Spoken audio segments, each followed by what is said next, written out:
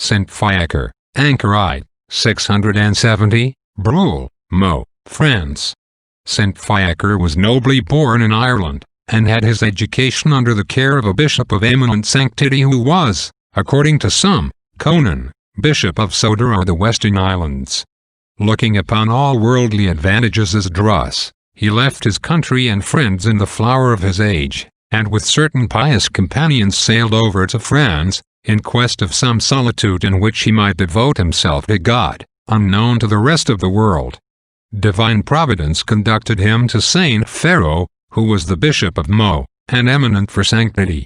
When Saint Fiaker addressed himself to him, the prelate, charmed with the marks of extraordinary virtue and abilities which he discovered in this stranger, gave him a solitary dwelling in a forest called Breuil, which was his own patrimony, 2 leagues from Meaux. In this place the holy Anchorite cleared the ground of trees and briars, made himself a cell, with a small garden, and built an oratory in honor of the Blessed Virgin, in which he spent great part of the days and nights in devout prayer. He tilled his garden, and labored with his own hands for his subsistence. The life he led was most austere, and only necessity or charity ever interrupted his exercises of prayer and a heavenly contemplation. Many resorted to him for advice, and the poor for relief.